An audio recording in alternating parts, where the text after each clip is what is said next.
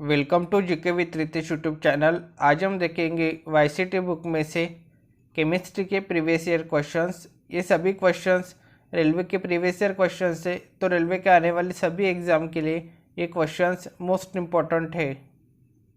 आज का first question, धातु जो 35 डिग्री सेल्सियस तापमान के ऊपर द्रव अवस्था में रहता है, इसका जो सही आंसर है वो ऑप्शन नंबर सी, पारा और गैलियम। पारा और गैलियम धातु 35 डिग्री सेल्सियस तापमान के ऊपर द्रव अवस्था में रहता है। 35 डिग्री सेल्सियस तापमान से ऊपर के तापमान पर मरकरी तथा गैलियम ऐसी धातु है जो द्रव अवस्था में रहती है। नेक्स्ट क्वेश्चन, घड़ियों में इस्तेमाल किया जाने वाला क्वार्ट्ज है, इसका जो सही आंसर है option number B, silicon dioxide. घड़ियों में इस्तेमाल किया जाने वाला क्वार्ट्ज सिलिकॉन डाइऑक्साइड है। यह सिलिकॉन और ऑक्सीजन के योग से बना है। इसका प्रयोग खनिज रंगने तथा कागज उद्योग में किया जाता है। इससे क्वार्ट्ज युक्त प्रकाश यंत्र तथा रासायनिक उपकरण बनाए जाते हैं। नेक्स्ट क्वेश्चन, निम्न में से कौन सी धातु वायु के साथ अभिक्रिया नहीं करती, इसका जो सही आंसर है ऑप्शन नंबर बी, स्वर्ण और प्लेटिनम। स्वर्ण और प्लेटिनम धातुएं वायु और जल से कोई अभिक्रिया नहीं करती, अतः ये संक्षारण मुक्त धातुएं हैं। प्लेटिनम एक संक्रमण धातु है जिसे सफ़ेद सोना भी कहा जाता है। स्वर्ण धातु अक्रियाशील धातु होने के कारण प्रायः मुक्त अवस्था में पाई जाती है, परंतु कुछ मात्रा में संयुक्त अवस्था में पाई जाती है। इसके मुख्य अयस्क कैल्वेराइट व सिल्वेनाइट है।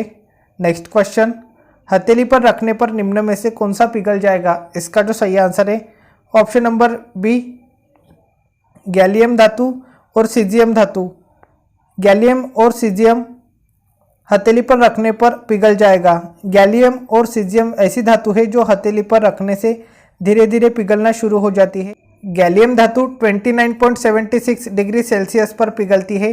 सीजियम का गलनांक 28.4 डिग्री सेल्सियस। धातु हवा से अभिक्रिया करके आग पकड़ लेती है, इसलिए इसे मिट्टी के तेल में रखा जाता है। नेक्स्ट क्वेश्चन, धातु का क्षय नहीं होता, इसका जो सही आंसर है वो ऑप्शन नंबर डी, प्लेटिनम धातु का। प्लेटिनम धातु का क्षय नहीं होता। मैग्नीशियम, लोहा व कैल्शियम धातुओं का क्षय होता है, जबकि प्लेटिनम धातु का क्षय नहीं होता। प्लेटिनम आधुनिक आवर्त सारणी में डी ब्लॉक का तत्व है। इसका परमाणु क्रमांक 78 और इसका प्रतीक Pt है। नेक्स्ट क्वेश्चन, धातु हमारे हथेली पर पिघल जाती है, इसका जो सही आंसर है option number B, gallium. Gallium धातु हमारे हथेली पर पिघल जाती है। गैलियम धातु का गलनांक 29.76 डिग्री सेंटीग्रेड होता है, इसलिए यह धातु हमारी हथेली पर पिघल जाती है। यह प्रकृति में शुद्ध रूप में नहीं मिलती, लेकिन इसके यौगिक बॉक्साइट और जस्ते के खनिजों में अल्प मात्रा में पाए जाते हैं। नेक्स्ट क्वेश्चन, यदि आप अपने हथेली पर धातु रखेंगे तो वह धातु पिघल जाती है। इसका जो सही आंसर है वो option number B, gallium. Gallium धातु यदि आप अपने हथेली पर रखेंगे तो वो पिघल जाती है। मरकरी को छोड़कर सारी धातुएं कमरे के ताप पर ठोस अवस्था में पाई जाती है। धातुओं का गलनांक अधिक होता है, लेकिन गैलियम और सीजियम का गलनांक बहुत कम है। यदि आप अपनी हथेली पर इन धातुओं को रखेंगे तो पिघलने लगेगी। नेक्स्ट क्वेश्चन, निम्न में से अधातु खनिज कौन सा है, इसका जो सही आंसर है वो option number D, gypsum. Gypsum अधातु खनिज है। बॉक्साइट एल्यूमिनियम का खनिज है, यह धात्विक खनिज है। मैग्नीशियम एक एल्कलाइन अर्थ मेटल है, इसका अयस्क मैग्नेसाइट है। मैग्नीज एक ट्रांजिशन मेटल है जिसका अयस्क मैग्नाइट है। जिप्सम एक अधात्विक खनिज है। नेक्स्ट क्वेश्चन, टंगस्टन का गलनांक है, इसका जो सही आंसर है वो ऑप्शन नंबर है 3380 डिग्री सेल्सियस। टंगस्टन आवर्त सारणी के छठे समूह का तत्व है। टंगस्टन का गलनांक 3380 डिग्री सेल्सियस होता है। इसका उपयोग विद्युत बल्ब के फिलामेंट बनाने में होता है। नेक्स्ट क्वेश्चन, निम्नलिखित में से किस जीवाश्म ईंधन में ब्यूटेन इसका मुख्य घटक होता है, इसका जो सही आंसर है वो option number D, LPG. LPG का मुख्य घटक ब्यूटेन होता है। नेक्स्ट क्वेश्चन, निम्नलिखित में से कौन सा बायोमास ऊर्जा का एक स्रोत नहीं है, इसका जो सही आंसर है ऑप्शन नंबर डी, परमाणु ऊर्जा। परमाणु ऊर्जा बायोमास ऊर्जा का एक स्रोत नहीं है। बायोमास ऊर्जा का स्रोत लकड़ी, इथेनॉल, गाय का गोबर है। जीवित अथवा मृत जीवों से प्राप्त पदार्थ बायोमास कहलाता है। प्रायः यह जीव से आश्रय पौधों से है। इन्हें सीधे जलाकर इस्तेमाल किया जा सकता है या इनको विभिन्न प्रकार के जैव ईंधन में परिवर्तित करने के बाद इस्तेमाल किया जा सकता है, जैसे अल्कोहल, न्यूक्लियर पावर परमाणु ऊर्जा का स्रोत है? परमाणु ऊर्जा बायोमास का स्रोत नहीं है। नेक्स्ट क्वेश्चन, मीथेन के जलने पर क्या होता है? इसका जो सही आंसर है option number D, carbon dioxide एवं पानी निकलता है। मीथेन के जलने पर कार्बन डाइऑक्साइड एवं पानी निकलता है, इसे मार्श गैस भी कहते हैं। मीथेन गैस एक बायोफ्यूल है जो दलदली स्थानों में जंतु व वनस्पति पदार्थों के सड़ने के कारण उत्पन्न होती है। यह गैस बुलबुले के रूप में निकलती है। मीथेन से धुआं नहीं होता, इसमें काफ़ी मात्रा में ऊष्मा पैदा होती है, इससे प्रदूषण नहीं होता। नेक्स्ट क्वेश्चन, ईंधन के कैलोरी मान की इकाई क्या है? इसका जो सही आंसर है वो option number B, kilo joule प्रति केजी। ईंधन के कैलोरी मान की इकाई है किलो जूल प्रति केजी। नेक्स्ट क्वेश्चन, निम्नलिखित में से किसे मार्श गैस भी कहा जाता है? इसका जो सही आंसर है option number C, methane gas को। मीथेन गैस को मार्श गैस भी कहा जाता है। मीथेन एल्केन श्रेणी का प्रथम सदस्य है। यह एक कार्बनिक गैस है, इसे मार्श गैस के नाम से जाना जाता है। प्राकृतिक रूप में यह दलदली स्थान सड़ी हुई पेड़ पौधे से प्राप्त की जाती है। प्रयोगशाला में एल्यूमिनियम कार्बाइड पर जल की प्रतिक्रिया से व्यापारिक स्तर पर मीथेन प्राप्त की जाती है। नेक्स्ट क्वेश्चन, मीथेन के रूप में जाना जाता है। इसका जो सही आंसर है option number C, marsh gas. Methane marsh gas के रूप में जाना जाता है। नेक्स्ट क्वेश्चन, निम्नलिखित में से किस ईंधन का उपयोग ताप विद्युत संयंत्रों में नहीं किया जाता? इसका जो सही आंसर है वो option number C, uranium. Uranium का प्रयोग परमाणु ऊर्जा संयंत्रों में किया जाता है, जबकि प्राकृतिक गैस व कोयला तथा ईंधन तेल का प्रयोग ताप विद्युत संयंत्रों में किया जाता है। नेक्स्ट क्वेश्चन, पेट्रोल के साथ साथ कारों में ईंधन के रूप में निम्नलिखित में से किसका उपयोग किया जाता है? इसका जो सही आंसर है वो ऑप्शन नंबर सी, एथेनॉल का। पेट्रोल के साथ साथ कारों में ईंधन के रूप में एथेनॉल का उपयोग किया जाता है। नेक्स्ट क्वेश्चन, बायोगैस का प्रमुख हिस्सा होता है। इसका जो सही आंसर है वो option number C, methane. Biogas का प्रमुख हिस्सा मीथेन होता है। गोबर गैस में मीथेन सर्वाधिक मात्रा में होती है। यह जलयुक्त पशुओं के मल के किण्वन से उत्पन्न होती है, इसे मार्श गैस भी कहते हैं। यह प्राकृतिक रूप से तालाबों के रुके हुए जल तथा दलदली स्थानों पर नीचे दबी वनस्पतियों और जैव पदार्थों के जीवाणु विच्छेदन से प्राप्त होती है। यह हवा के साथ विस्फोटक मिश्रण बनती है, इसी कारण कोयले के खानों में भयानक विस्फोट होते हैं। इसका प्रयोग ईंधन के रूप में कार्बनिक यौगिकों के निर्माण में तथा हाइड्रोजन के औद्योगिक उत्पादन में होता है। नेक्स्ट क्वेश्चन, एक घरेलू गैस सिलेंडर में एलपीजी में संग्रहित की जाती है। इसका जो सही आंसर है ऑप्शन नंबर सी, तरल अवस्था में। एक घरेलू गैस सिलेंडर में एलपीजी तरल अवस्था में संग्रहित की जाती है। एलपीजी प्रोपेन, ब्यूटेन तथा आइसोब्यूटेन आदि हाइड्रोकार्बनों का मिश्रण है। यह प्राकृतिक गैस तथा पेट्रोलियम के प्रभाजी आसवन से प्राप्त होती है। एलपीजी के रिसाव का पता लगाने के लिए उसमें दुर्गंधयुक्त पदार्थ एथिल मर्कैप्टन मिला दिया जाता है।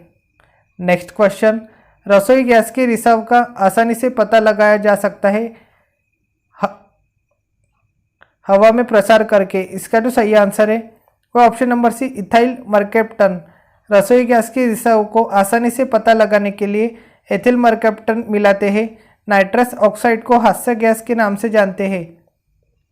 एथिल मर्कैप्टन का रासायनिक सूत्र C2H5SH होता है। नेक्स्ट क्वेश्चन, नीचे एक अभिकथन और कारण दिया गया है। अभिकथन, घरेलू गैस सिलेंडरों में होने वाले रिसाव का पता लगाया जा सकता है। कारण, एलपीजी की गंध तीव्र होती है। सही विकल्प चुनें। तो इसका जो सही आंसर है वो ऑप्शन नंबर डी, कथन ए सही है लेकिन कारण गलत है।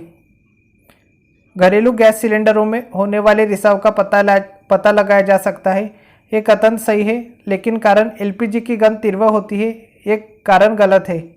तो इसका जो सही आंसर होगा वो होगा ऑप्शन नंबर डी।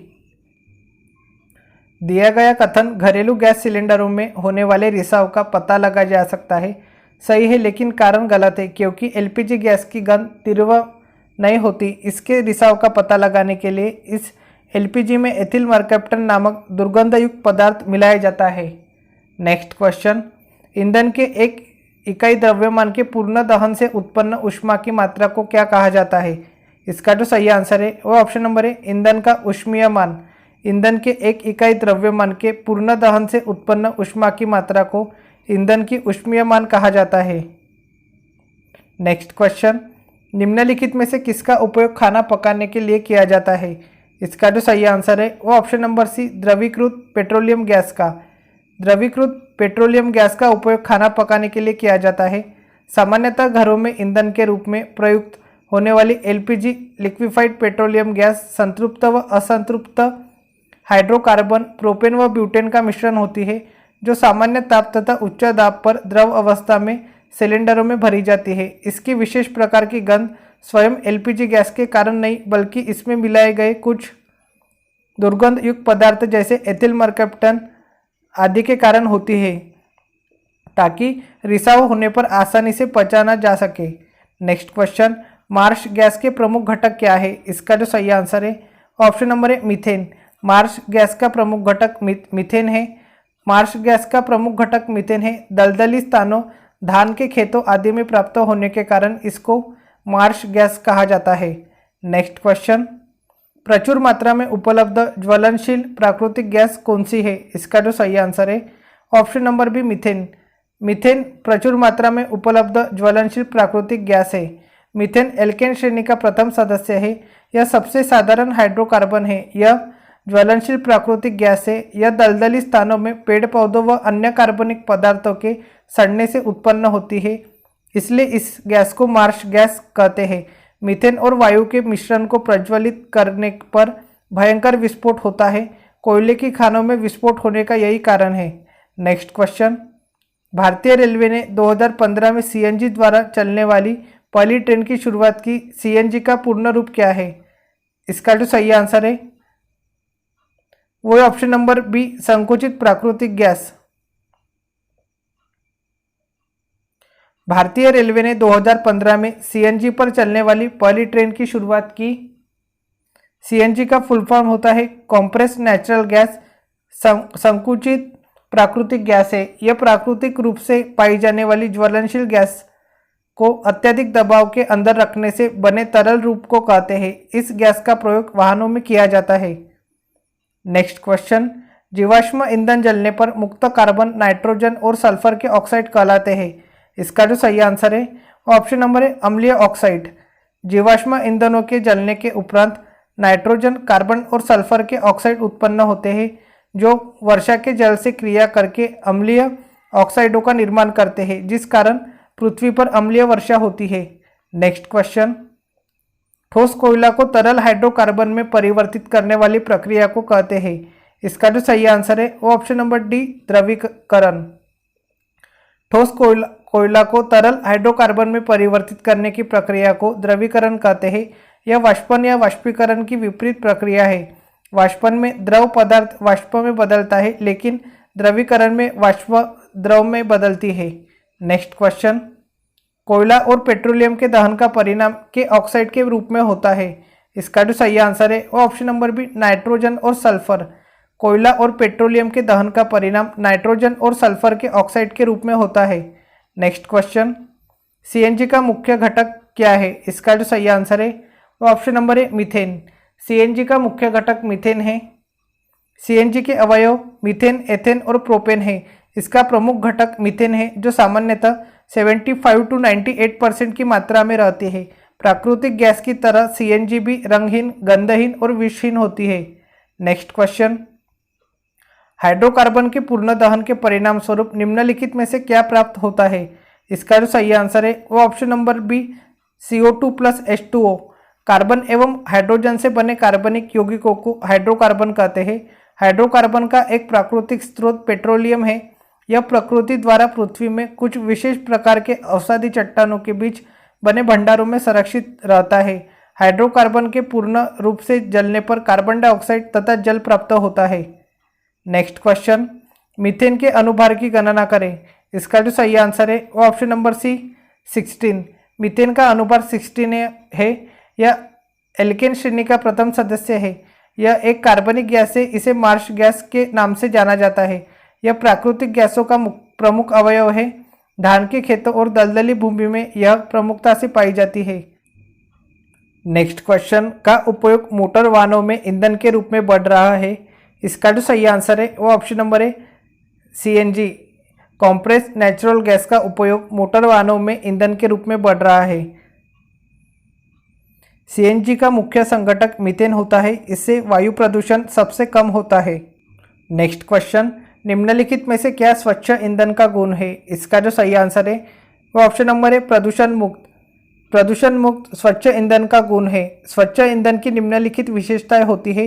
ये प्रदूषण मुक्त होते हैं, जिसके दहन से कम मात्रा में विषैले पदार्थ की उत्पत्ति होती है। स्वच्छ ईंधन सर्वसुलभ होते हैं, ये किफ़ायती होते हैं। नेक्स्ट क्वेश्चन, एलपीजी का मुख्य घटक क्या है? इसका जो सही आंसर है वो option number D butane. LPG का मुख्य घटक ब्यूटेन है। पेट्रोलियम में लगभग 20% तक hydrocarbon gas methane, ethane, propane, butane होती है। इन्हें पेट्रोलियम गैसें या ईंधन गैसें भी कहते हैं, क्योंकि ये तेज़ी से जलकर पर्याप्त ऊष्मा प्रदान करती है। इन्हें दाब डालकर द्रवीभूत किया जाता है, जिसे तरलीकृत पेट्रोलियम गैस कहते हैं।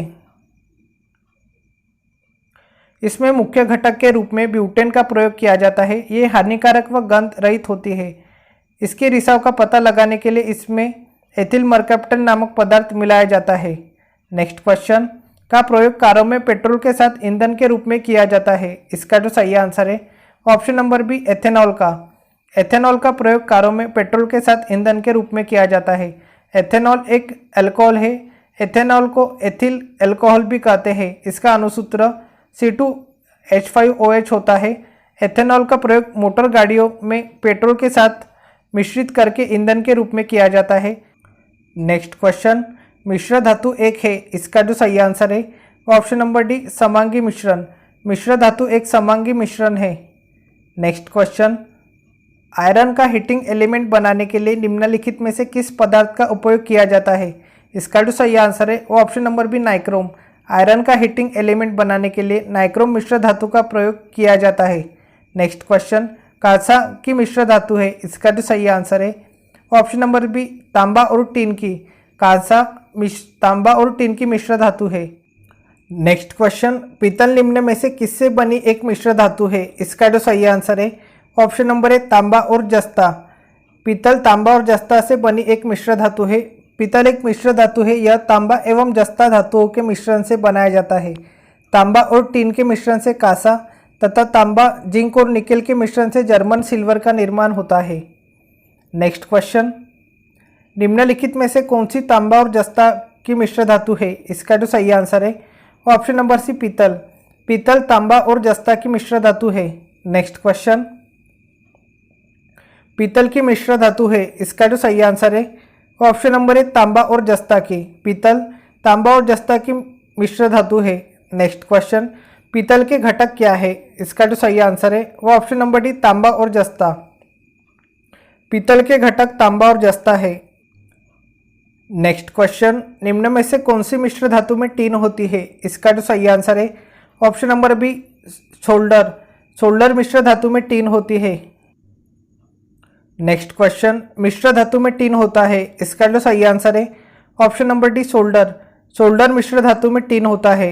नेक्स्ट क्वेश्चन, 1 और 2 रुपए के सिक्कों से बनते हैं। इसका जो सही आंसर है ऑप्शन नंबर है फेरेटिक स्टेनलेस स्टील से।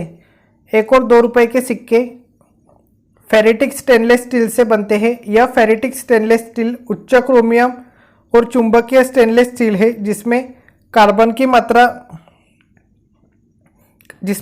की कम मात्रा होती है। यह अपने अच्छे लचीलेपन के लिए भी जानी जाती है, जो जंग और संक्षारण के लिए प्रतिरोधक है। फेरेटिक स्टील सामान्यतः मोटर, वाहन, बर्तन, सिक्के और औद्योगिक उपकरण में प्रयोग किया जाता है। नेक्स्ट क्वेश्चन, निम्नलिखित में से कौन सी धातु पारद धातु मिश्रण का गठन करती है जब इसे किसी धातु के साथ मिश्रित किया जाता है? इसका जो सही आंसर है ऑप्शन नंबर डी पारा। पारा या पारद आवर्त सारणी के डी ब्लॉक का अंतिम तत्व है। इसका परमाणु क्रमांक 80 होता है। रासायनिक जगत में केवल यही धातु साधारण ताप और दाब पर द्रव अवस्था में रहती है। यह अनेक धातुओं से मिलकर मिश्र धातु बनाती है, जिन्हें अमलगम कहते हैं। इस धातु का उपयोग थर्मोमीटर, बैरोमीटर, मैनोमीटर तथा अन्य मापक उपकरणों में होता है। नेक्स्ट क्वेश्चन, टकाई के लिए का प्रयोग किया जाता है? इसका जो सही आंसर है ऑप्शन नंबर बी सीसा एवं टिन की मिश्र धातु का। सोल्डरिंग के लिए सीसा एवं टिन की मिश्र धातु का प्रयोग किया जाता है। इसमें सीसा 63% तथा टिन 37% होता है। यह धातु दो धातुओं को आपस में जोड़ने के काम आती है। नेक्स्ट क्वेश्चन, सोल्डर के घटक क्या है? इसका जो सही आंसर है ऑप्शन नंबर ए सीसा एवं टिन। सोल्डर के घटक है सीसा एवं टिन। नेक्स्ट क्वेश्चन, असंगत युग्म का पता लगाएं। इसका जो सही आंसर है वो ऑप्शन नंबर डी मैग्नीशियम व रजत स्टेनलेस स्टील। स्टेनलेस इस्पात में 18% तक क्रोमियम और 8% तक निकेल होते हैं। यह संक्षारण या जंग प्रतिरोधी होती है। इसका प्रयोग बर्तन और शल्य उपकरण बनाने में किया जाता है। वायु में 78% नाइट्रोजन तथा 21% ऑक्सीजन उपस्थित है। माचिस की तिल्ली बनाने में लाल फास्फोरस तथा सल्फर का प्रयोग किया जाता है। नेक्स्ट क्वेश्चन, निम्नलिखित में से भिन्न को चुने। इसका जो सही आंसर है ऑप्शन नंबर डी पीतल। पीतल एक मिश्र धातु है। यह तांबा एवं जस्ता धातुओं के मिश्रण से बनाया जाता है। नेक्स्ट क्वेश्चन, स्टेनलेस स्टील क्या है? इसका जो सही आंसर है ऑप्शन नंबर डी मिश्र धातु। स्टेनलेस स्टील मिश्र धातु है। स्टेनलेस स्टील इस्पात की मिश्र धातु है। इसमें लोहा, कार्बन, क्रोमियम तथा निकेल का मिश्रण पाया जाता है। यह कठोर होती है तथा इसमें जंग भी नहीं लगता। इसका उपयोग बर्तन, ब्लेड इत्यादि बनाने में होता है। नेक्स्ट क्वेश्चन, स्टेनलेस स्टील का आविष्कार किसने किया था? इसका जो सही आंसर है option number C Harry Brearley ने। स्टेनलेस स्टील का आविष्कार हैरी ब्रियरली ने किया था। स्टेनलेस स्टील एक इस्पात है जो कार्बनिक और अकार्बनिक अम्लों से खराब नहीं होता। इसमें 15 to 20% क्रोमियम, 8 to 10% निकेल तथा आयरन होता है। नेक्स्ट क्वेश्चन, निम्नलिखित में से कौन सा उच्च तापमान पर आसानी से नहीं होता? इसका जो सही आंसर है वो ऑप्शन नंबर डी मिश्र धातु। मिश्र धातु उच्च तापमान पर आसानी से ऑक्सीकृत नहीं होता।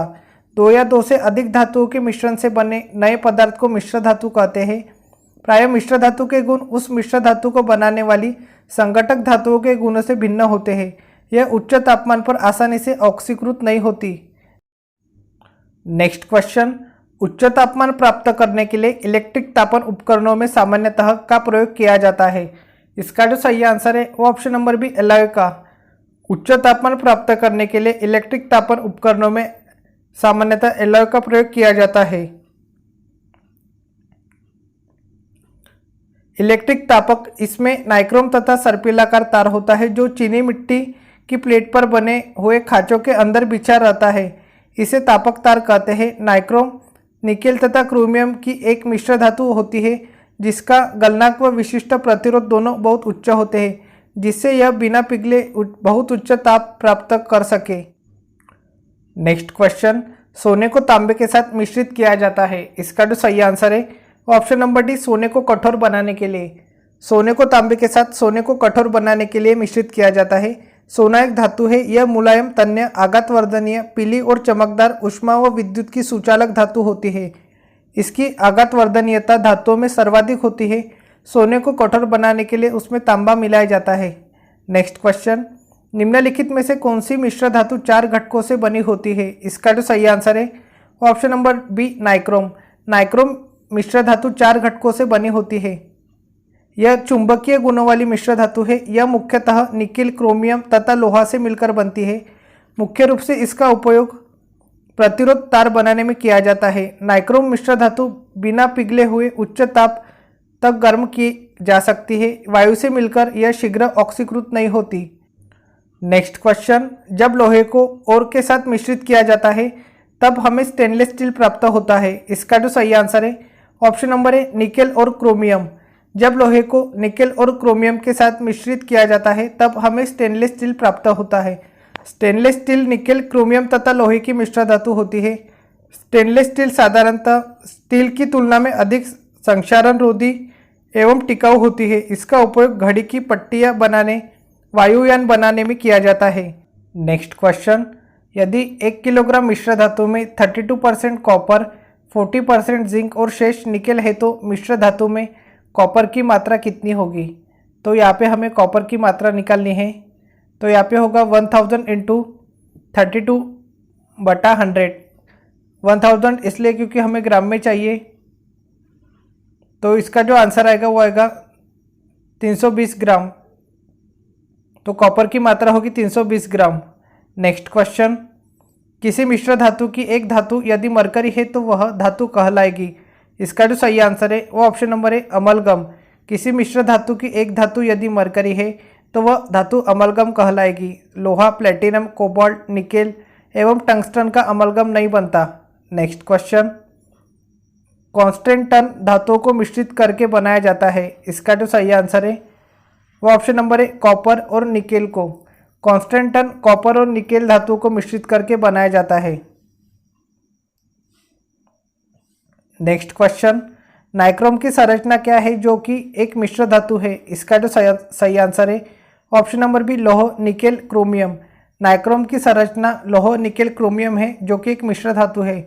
नाइक्रोम, निकेल, क्रोमियम तथा लौह की बनी मिश्र धातु है। यह अचुंबकीय गुणों वाली धातु है। इसका उपयोग प्रतिरोध या ऊष्मक तार बनाने के लिए किया जाता है। नेक्स्ट क्वेश्चन, नाइक्रोम किसकी मिश्र धातु है। इसका जो सही आंसर है ऑप्शन नंबर है निकेल, क्रोमियम, मैग्नीज और लोहा की। नाइक्रोम निकेल, क्रोमियम, मैग्नीज और लोहा की मिश्र धातु है। इसका उपयोग हीटिंग एलिमेंट बनाने के लिए किया जाता है।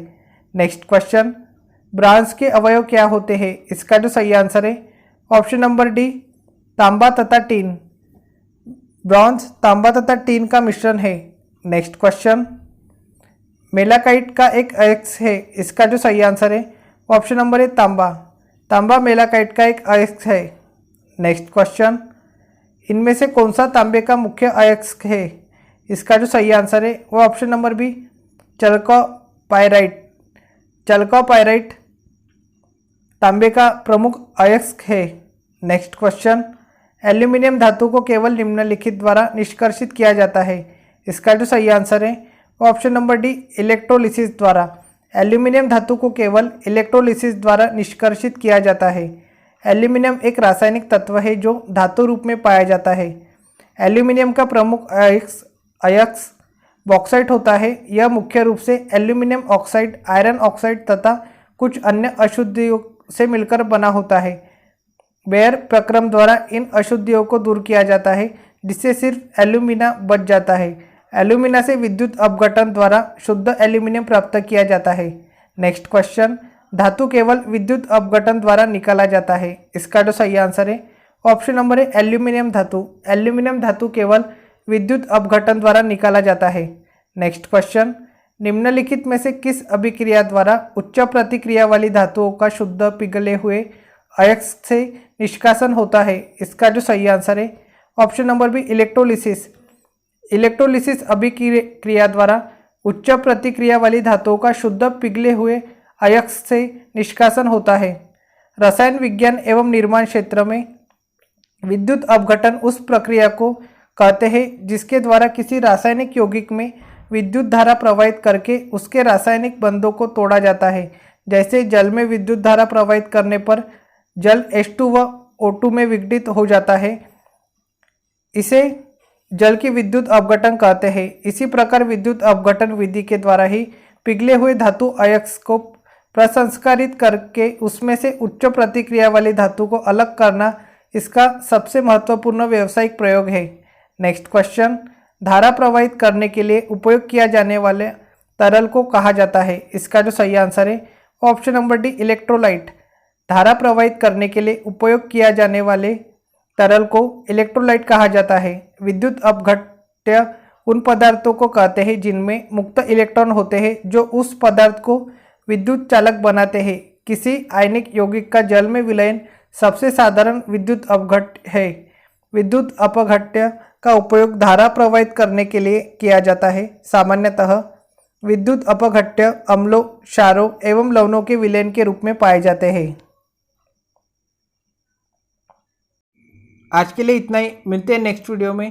Thank you for watching.